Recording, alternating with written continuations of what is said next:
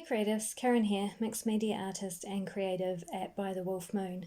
I just wanted to share with you my latest journal. This one is called In Memoriam, and this was a really gorgeous children's book that I found in the free bin at the local op shop or thrift shop, and it was in a sad state of disrepair. It had obviously been well read over the years. It was an ex-library book, and the thing that intrigued me about it when I saw it wasn't the cover particularly, but I flipped to one of the first pages and it had the word death written in pencil on one of the first pages, and I thought to myself, that's a strange thing to be written in a children's book. So I took it home with me and read the story, and it's a beautiful story about a young boy whose cat Barney has died and how the boy deals with that.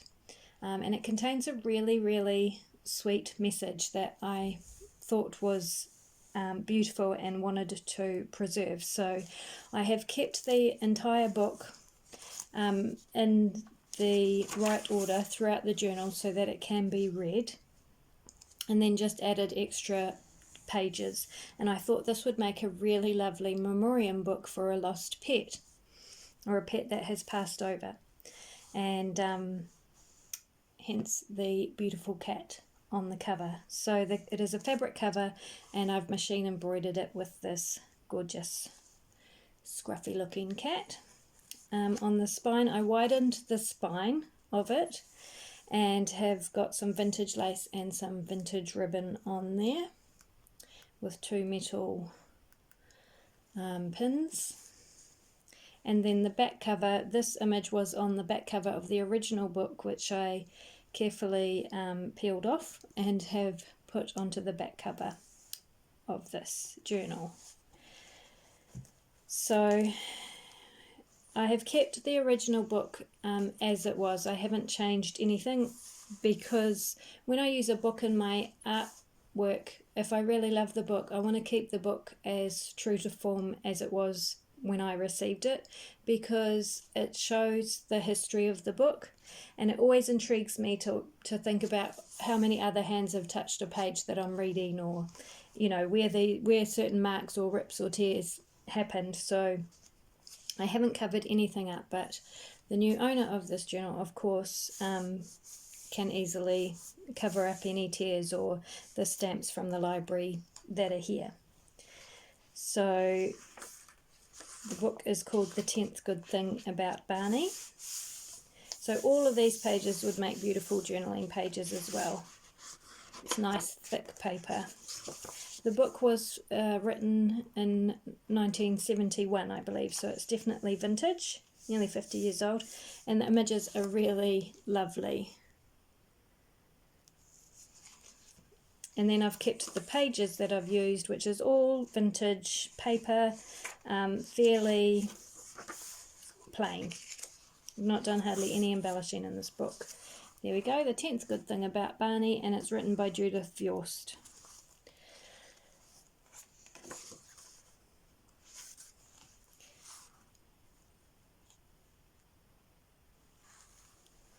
So I have put 3 signatures in the book, and I believe it is about 80 pages in total, all up. The only embellishment that I have done is this paperclip, so you can move that to wherever you like in the book. And that's the back of the paperclip.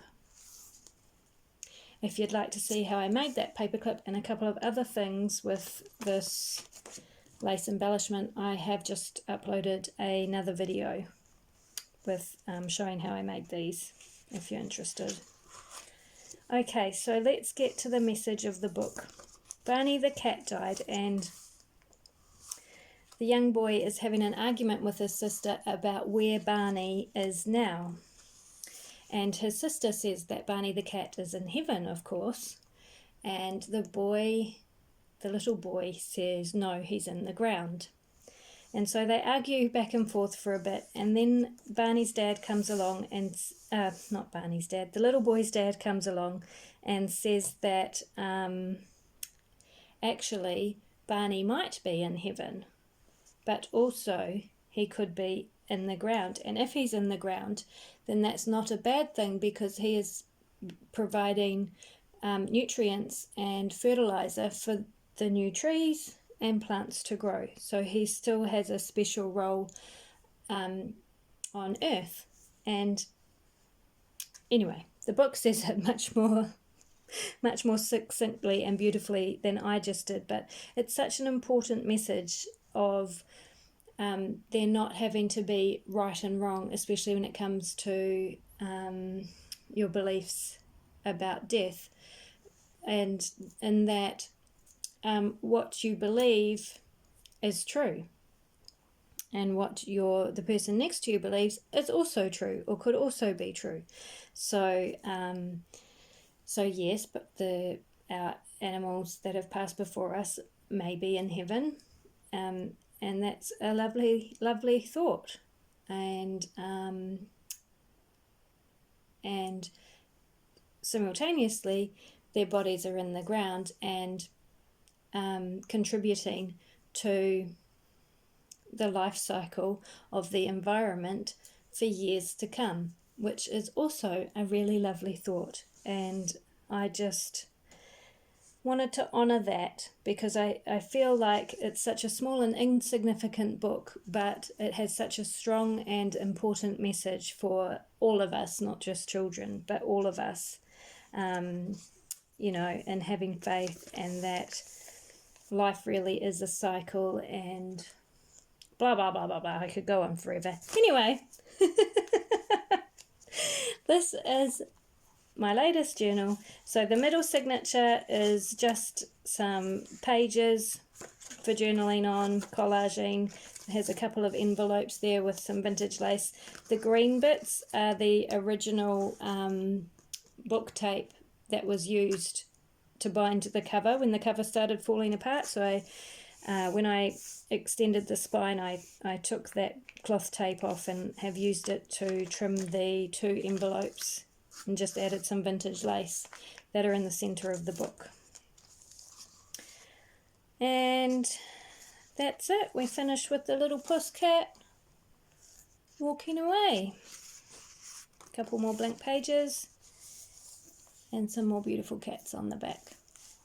So a really simple journal, lovely story, and I think it would make a really beautiful memorial journal for a pet that has passed over, because pets, if you're a pet person, they're such a part of the family, and really losing them is like losing a loved one. So I just think that this is a beautiful idea. And anyway, I hope you like it. So that is my latest journal. It will be in my felt shop tonight. The link will be in the description. Check out the video I just posted earlier with some projects for the embroidered lace. And I will see you with the next one.